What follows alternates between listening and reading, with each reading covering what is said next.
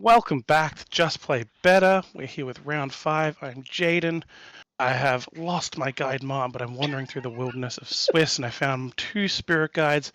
Just realized actually, were the 2 people who knocked me out of 2 separate national championships in 2024. We have Abstracted, we have Hello. F3nr1s. Hello. Good to see you both. What are we looking at here today? Well, we're looking at my Zato Ob, which is not mine. I think this is Augustus Caesar's Mitra was the secret source, which I took to a CTK in Melbourne and then brought over to Adelaide for the Megacity, because it just kicks so much sauce. And then I think Abstracted, you cooked this mag. I didn't really cook this. I've been on Mag for a while. Initially, I was on a knick-knack list doing Muse Coalescent stuff. But this is Deer's list. However, I've made some swaps, mainly planning around Orko. I cut one of the deep dives because I was worried about Anemone taking it out of hand for a conduit. And then I've also swapped around some other cards, putting an Airblades in play. Yeah, why would you slot an Airblades? Airblades has seen no play in any previous meta. Why would you start slotting it now? It's completely unfair. Oh, no reason at all. No, there wouldn't be any cards in your deck that can possibly interact with Airblades. No, yeah, may have let the cat out of the bag a bit too early playing it in Melbourne. First off, I think everyone that came up to Adelaide from Melbourne was packing in Airblades. I don't know if it was specifically for me, but it sure felt like it. I mean, between the matchup into both Anemone and Zato, it feels like it's got a really solid place in the meta right now. Yeah. But sorry, oh my god, the game's actually happening, and I've been too focused talking on the deck list. So you seem to have set up. How fast can your Magdalene set up? Reasonably quickly with the right draw. Getting the lily pad down turn 1 makes a pretty big deal because it means you've got cards coming in for the rest of the game.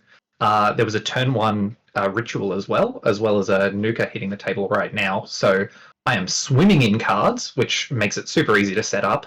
Unfortunately, I'm not quite contesting the remote yet, and letting this anthill completely fire is definitely going to give you some advantage. I was super happy to have this go off at the start. I think I was finding the perfect ice that I wanted to. Enough end the runs to make it enough to at least make you have to use some resources if you wanted to contest anything. Exactly. And getting this anthill to go into a 2-coster is awesome. Though I think I mess up the order of the triggers. Yes. I meant to draw a card before finding this regolith, but I searched for the regolith first. I believe we just kind of realize that and go back. We realize that we go back into my deck. Draw a card. Luckily, it's not the regolith, and I go and regolith before mandatory draw. Yeah. But it certainly looks like a great start for you. 11 credits, 2 ice down on the remote, HQ protected. Are all super get a bunch more money from the rego. Yeah, absolutely.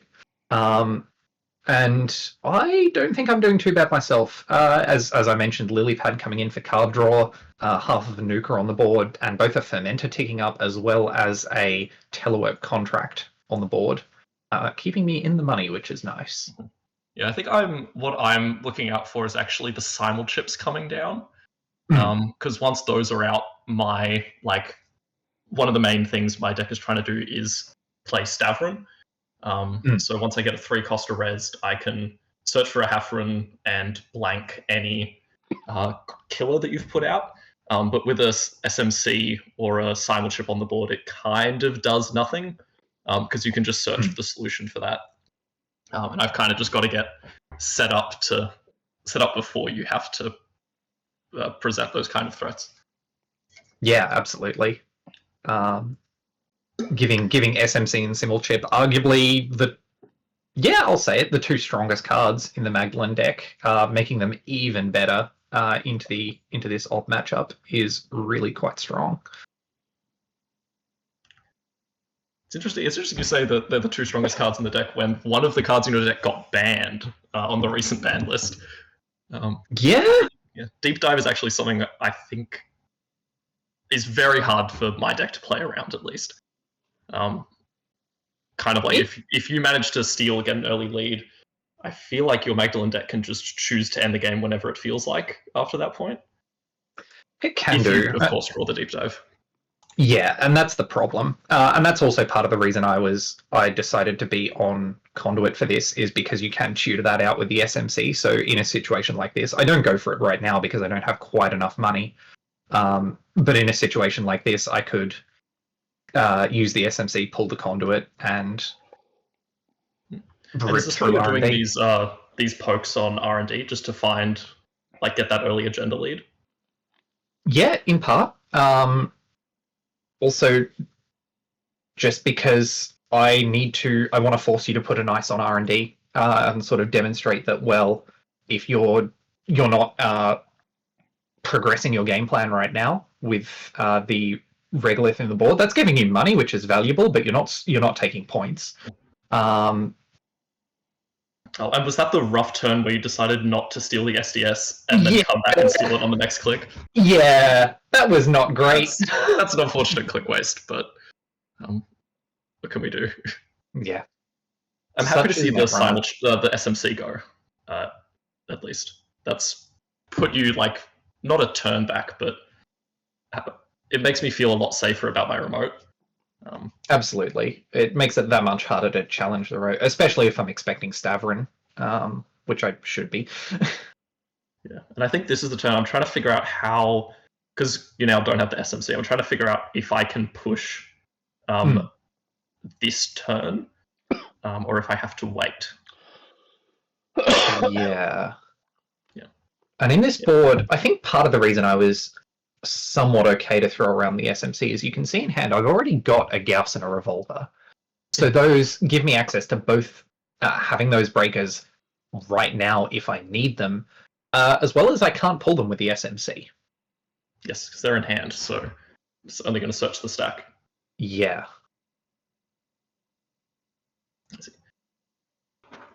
Second SMC in hand also.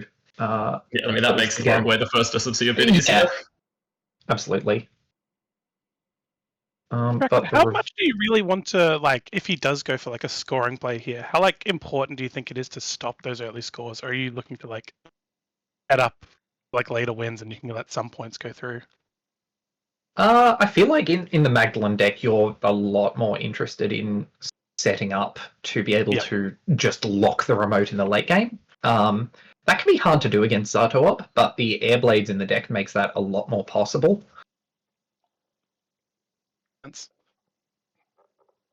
Yeah, and that's something I'm also thinking about. I think at the end of the game, if all the breakers are on the table, there's a simul chip on the board, and an Airblades, I cannot do anything in that remote server. Like I might be able to. I'm trying to rush to 7 points, and the hardest part is going to be those last two. Like this Magdalene can really, really lock the remote. And I want to get it. I want to get to 5 before that lock has come in, so I can get to that 7th. It looks like the only fast advance in your deck is the Hollow Man. Yes. Is that right? And this is where I make the clown car. Normally I'm meant to tutor for all of the upgrades that go in this remote with Ob, and I just happened to draw all of them. So just putting them all in the same server seemed like a good play. They're all meant to be there anyway. Seemed good. It certainly caused problems for me because when there's 4 upgrades in a remote, especially out of Ob, anything could happen when I try and run that server. Yes, makes it harder to pinhole as well if they all come in the same turn. Absolutely. You're not sure if, like, one of them could be an agenda, which is just nothing if you hit it with a pinhole. The information's valuable, but yeah, it's certainly not what you want to be seeing. The biggest thing I'm concerned about is because you've only been running R&D, I haven't had an opportunity to res any of the many 3-cost ice in my deck. I just want to get one of them face up so that I can threaten any card being a Stavrin. I'm not sure how much you're playing around that. Like, obviously your deck has recursion pieces in the simul chips. But losing a significant part of your board state is probably something you're thinking about. I'm certainly not playing around it as much as I probably should be. Especially because with the Revolver on board, I don't think I have any Simul chips in hand. And breaking a high-strength Stavka, when the other breaker in my deck is Echelon, is not really on the cards, even without the Huffrin. Well, I suppose you'd need the Huffrin to blank the Revolver. And look at me learning, doing the Ob trigger in the correct order this In the time. correct order. Yeah! Because whereas the Anthill draws and then trashes, the oh my god, the humanoid resources trashes and then draws. So I have to do it in the other way. Yeah. Oh, I love the triggers. They're so easy to remember. Yeah, there's a reason I wasn't on Ob for this event. It was so much fun though. It's so much fun. It goes so fast. You get so much money, and if the runner doesn't know how to like perfectly pick the lock that you assemble on the remote server, you just lock the game out. Yeah, absolutely. Unfortunately, I do think the number of triggers took a toll on me. At the end of day 2, I ended up losing a game, failing to fire Tucana to search for more ice. If I just had like a couple more ice on the board, it would have taxed the runner a bit more, and they wouldn't have been able to run on their final turn. But I'm here feeling very, very confident. I've got 3 ice. There's no simul chips on the board. Yeah. So if I manage to get rid of any programs, they're probably staying off the board for at least the next little bit. Yeah, and here I think is where I decide to go and get, as I mentioned before, a conduit. Letting you have money because you have, what's that, 31 credits already? The 32nd probably isn't that meaningful. Decide to, yep, there it is, the conduit, and start sifting through R&D. Yep, and this is where the fork comes in, because I have to somehow keep pushing agendas in the remote server while also being wary of the conduit that could just end the game on a multi-access. And then I've also got to worry about you just randomly deep diving if you ever Triple so the rest of the game, I'm just stealing my envelopment. Yep. So now you can also just run HQ and see most of the cards in hand. Yeah. So I've got to manage like 3 different win conditions on your part while also trying to push mine. I very felt like the tables were like flipped on this side. Normally the sorry, I'm taking that back. I felt like you had a lot of control and options for how you wanted to close the game, and I had to perfectly navigate them. Yes. Though it turns out, with the conduit not seeing any agendas, I definitely would have liked to have seen something, or something trashable, to start seeing more cards out of R&D. On my last click here... There. It's hard to see how many counters you've got. I think you've got 2 on the conduit now. I think the 3rd counter went onto the conduit. Okay. Yes, because you've used 3 revolver bullets. Yeah. And then, as you mentioned, breaking into HQ, seeing 3 with the copulation. Getting my ice back. Yeah, something like 7 or 8 unique accesses this turn. But nothing on the first. I can't remember if this was fruitful for you. No, seeing a Cyber Sandwich, 4 credits to trash, even though it's such a powerful counter in Ob, 4 credits to trash is so much. It's like can't 8 go down accesses, to 2 credits. No steals. That's it's random. Again, a bit mean to you. The conduit's stuck around to cause problems later on if you don't deal with it in some way, shape, or form. Yeah, this is the other thing. Like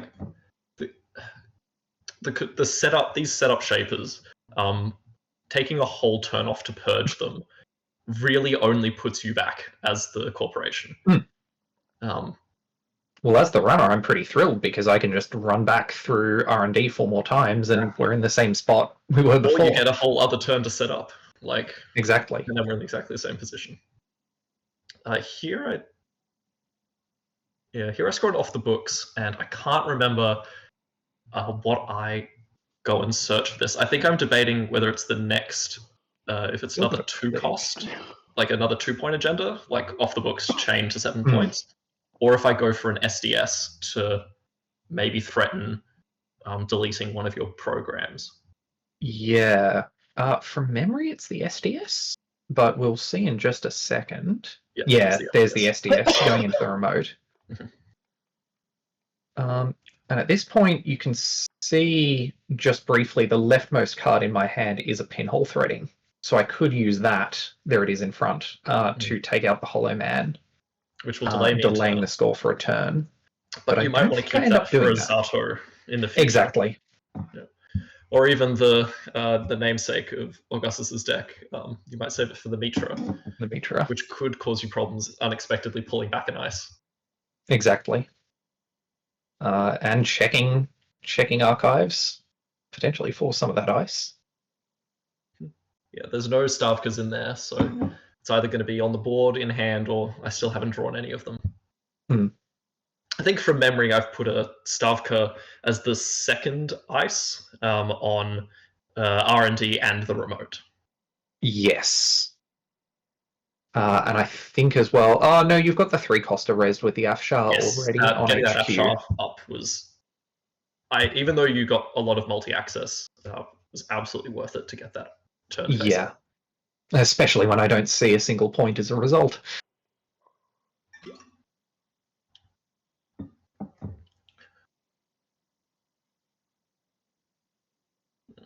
Looking for more options with that Stone Ship Shard Room.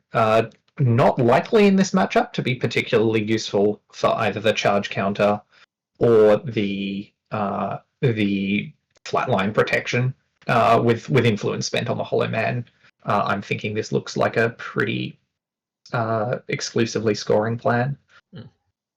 I mean, I could always have chucked a cheeky measured response in here, but oh sure, that's yeah. The amount of the slots in Ob decks are very, very hard, and losing a bunch of installables that I can tutor for to put in some operations is just they don't fit. Absolutely, yeah. There are a lot of tempo like asset obs out at the moment that slot the measures as a kill threat with fart, but there's just no room for it in this one. Yeah, for sure. I'm just trying to score. And that is the Airblades. And here we go on the remote. Super powerful card in this matchup. The Airblades blocking Zato. Yes. Which does get rezzed here. Yep. I don't think I'm expecting to be able to use the Zato here, but I want to get rid of some of your counters. Yes. Yep. The good news for me on this run is you still don't have a Cybele chip on the board. Yeah. Which means if I can, if I have a Stavka, I can delete some of your board, and you probably don't get in this run. Here, so we get the envelopment. Just tax you a lot of credits and spend most of the propeller to get through here. Yeah. And there goes most of the propeller and a Airblades counter to stop the envelopment from firing.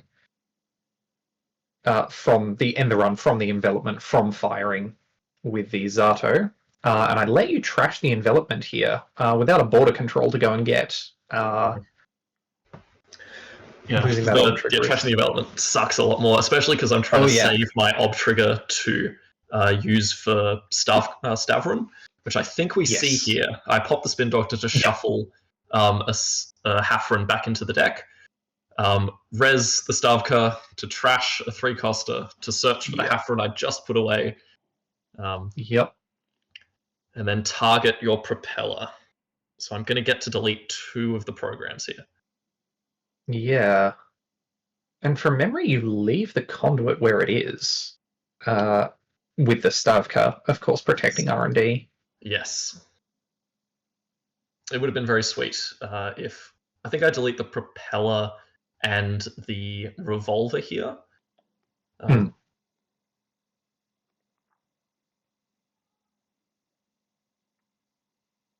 Again, Also, despite it depends what the type of that final ice on the remote was.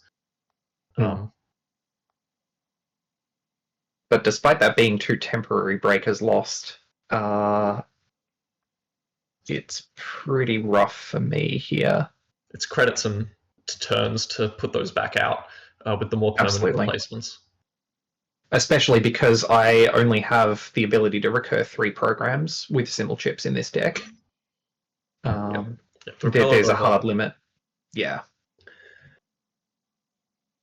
And then continuing, likely just to force a few more credits from you. And yeah, Maskarovka keeps me out. Would have done it even without the Stavron, but yeah. The face check is awesome on that. It really is. Just get a better ice wall is basically what happens. Yeah. Yeah, it sure is. But now I'm dropping low on credits. I've made myself weaker to deep dive because there's now only there's 1 less ice protecting centrals. And the remote has done some of its tricks, so I'll have to try and find another way to keep you out to get to 7.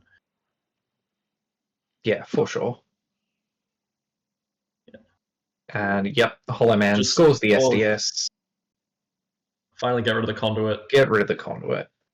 Just to avoid losing on a Hail Mary run through R&D. Well, I'm on 3 points here. If I see, two accesses off R&D, each 2 pointers, that's the game.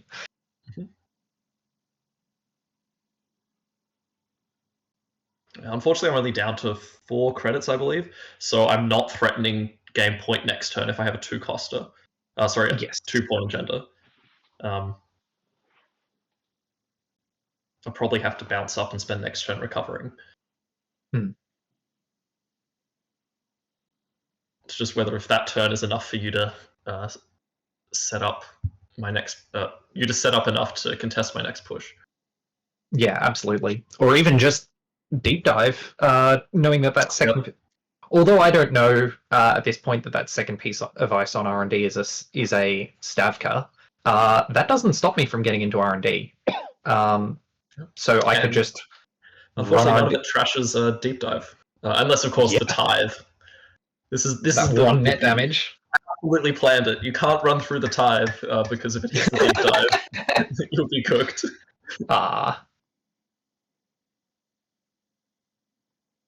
Yeah. Simul chips hit the table. Yep. And then we discard to hand size. Yeah. The Azamat's not going to be doing anything in the matchup, I don't think. No. So that's going away. It'd save me a few credits, but it feels like we're far too late in the game for that to be relevant. And I see that and I go, oh no, you're going to deep dive me next turn. Pisha's a scary card. It's a warning shot. Yep, like that reveal 8, if you've got an extra click, steal 2, just it's such a powerful game-ending tool. This deck is especially quite happy to see it get banned in the recent ban list. Yeah, for sure. One less reason to commit ice anywhere other than the remote. Well, we only need the remote. That's where we score all the agendas. Yeah, for sure.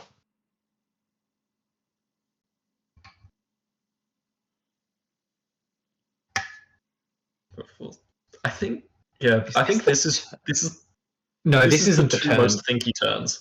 Yeah, this is. Oh, this is your yeah. I think I've got some agendas in hand, and especially with an open HQ, I want to get them out of there. But I can't jam all of them. So I trash the tithe to get a spin doctor, so I can shuffle away the pesky agendas and pop up onto a huge amount of credits to threaten a fast advance next turn. Yeah, Ob's ability to recover from low credit totals is phenomenal with Extract in the deck. Yep, just be glad I'm not doing anything nasty like extracting into measured response. Corp can jump from 4 to 10 and then double measured for a So mean. It's measure response is a hell of a card. There's so many numbers on it. Yeah. 5, 4, 3, 8. 8. Yeah. And another 4 for the influence. Oh, true. Yeah. Well, We're that's less relevant we're here. not playing around that at the moment. I'm trying to think here. How do I stop all 3 of you running the remote, you conduiting me to death, and you playing a deep dive? Because if I can probably stop 2 of the 3, but I've got to figure out which one, which one you can't do. I think I decided that you can't break the remote. You've only got 1 breaker on the board. I have that final upgrade in there is a Netrunner, so I'll be able to what's the word? I'll be able to get another either envelopment on the server or try and Stavro new again, depending on what wins me the game. But as it stands, without the Mitra changes things, but without the Mitra, I can get into this remote. Yeah. The Unity is able to break the F3nr1. I can let the Stavka fire, and then I can use a Simul chip to get back a fractor such as the propeller to break through the Maskarovka. Yep. And Airblade and counters Airblades means stop I think the it's only Zato got from 2 doing anything. counters left. Means that I can't fire. I can only. Yes, we've got to be very careful of when I'm going to be able to fire the Zato.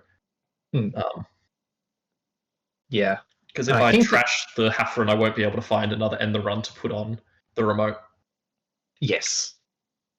And I think here, you can see the Gauss in my hand. That is a fractor that would get through the Maskarovka and the F3nr1 very cheaply, as well as pretty cheaply an envelopment or a tree line as well.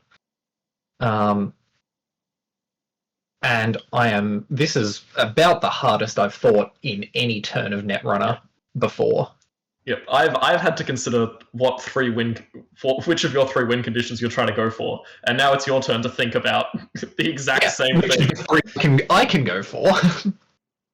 You have the deep dive in your hand, do you remember? I don't think we've seen it. I don't think the deep dive's in hand. I don't believe I do, and it is a one-off, so I don't necessarily expect to have it in hand at this point, though the Stone Ship drawing 2 cards could find the deep dive, as well as the draw off the lily pad if I were to install the Gauss.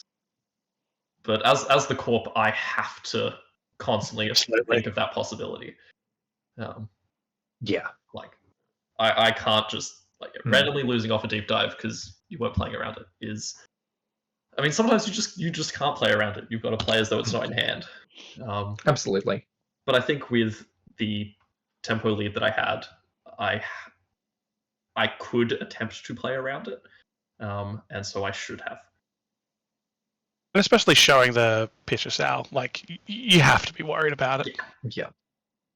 And there's the Gauss, and drawing into the second Simul chip, which could be any program in my heap, including an SMC, which then becomes any program in my stack.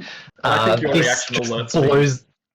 That alerts me that you've drawn the Simul chip, because that is the most complicated card you could draw on this board state. Absolutely. It certainly massively opens up the decision space I have available to me.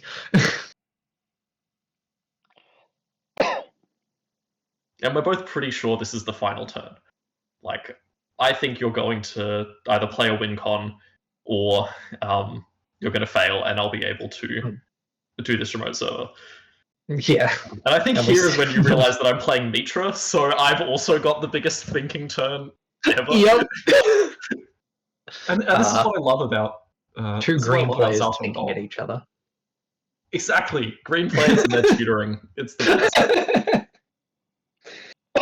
There's something about having a whole deck accessible to you. Yeah, you have way more options than you do at just about any stage in the game than you do in many other. Yeah, that's the moment where you realize it's me. Because I'm making it through the initiation phase. Because we're freaking out about the the current game situation. Yeah, so what are we worried about? So Gauss can break through both the F3nr1 and the Maskarovka. You can simul-chip a solution for the Stavka, but we only have 2 Airblades counters to stop me, getting to just guarantee firing of the subroutines. So that's a lot of different card interactions on the board. But I'm trying to pull back stuff to either waste as much of your money as possible, and try to tax these Airblades counters out. Yes. I don't think we use one. I don't think we use one here. No, I believe Zato trashes the envelopment to go and get a tree line here for 4. But this uses my Ob trigger for the turn. It uses your Ob. It also costs you 5 credits. It's 1 less upgrade in the remote I have to worry about. I'm overall pretty happy with this transaction. Yep. And from here, I also am in a similar situation a few clicks later. But from here, I have a line to get into the remote, which I don't realize I have. I can run the remote, use Gauss to break the tree line for 1 credit, let the Stavka...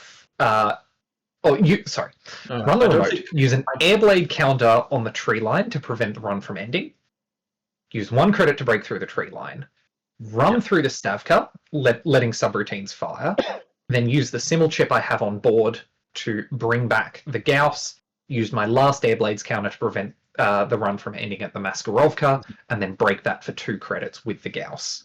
And I am into the server. But instead, we have a run on R&D. Yes. Which finds us... I'm doing some math to figure out if it's worth it to trash one of my cards on the board simply to tax you of 2 credits. And then the question is, which card would I do that for? Yeah. Because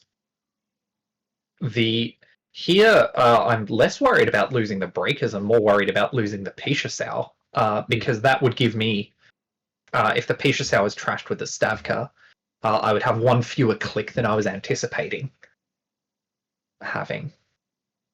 Yes.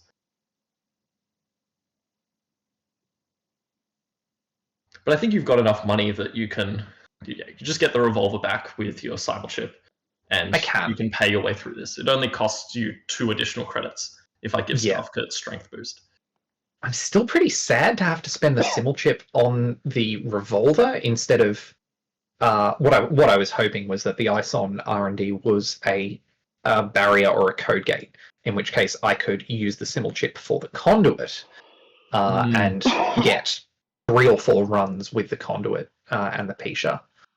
Yeah, and I think I'm at this point I'm still worried about deep dive, because with like if you get a click back from this Pisha Shaw and then you spree my HQ, you can still get enough clicks to deep dive me this turn. Yeah. And it's a hell of a card, you know? Yeah. Unfortunately, on only 3 points, I would only be able to deep dive for a single click, for a single access. So it wouldn't be enough to win the game, and the agenda that is in the remote would win the game for you. So deep dive isn't quite enough here. Yes. Yeah, this is one of the skills I really appreciate, because I think at this point we both know it's an agenda. Like there's no way I'd be bluffing you.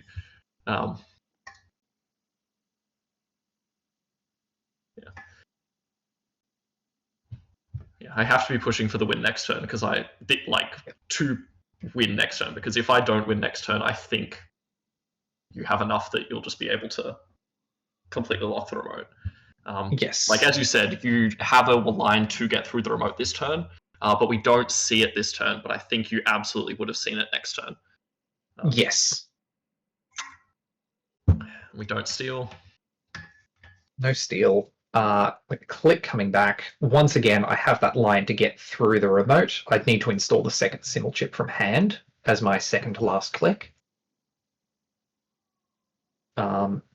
but I was really hoping to see something there on R&D that would put me in a better spot. Mm-hmm. Yeah, that's a rough situation, especially after like I think this was the second game after lunch or something. Like we're in a long day, round 5 of Netrunner. Playing like that Magdalene is very complex technical. Yeah, as is the Ob.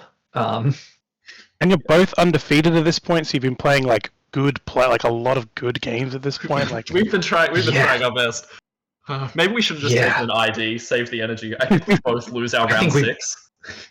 Yeah, that's right. I absolutely should have taken the ID in hindsight. But oh well, we did the best we can, and just playing. We got to play some of the sickest Netrunner we've ever played as a result. Yeah, try to think about all the different win conditions. And I think you pinhole the Hollow Man here, just in case I've got a 5-3 agenda in the remote. But I think I've scored 1 SDS, you've stolen the second SDS, so there's no way it's not a 3-2. And then I just triple advance and score the RCF. That's the game. That's game. Yeah. Great game. It was a brain juicer. And then we both exploded, being like, what the heck were you playing around? I was scared of Deep Dive, but Deep Dive would have won you the game had you gotten it off. But it just wasn't in hand. Yeah. There we see it. Pretty low down in the stack. Yeah. Awesome.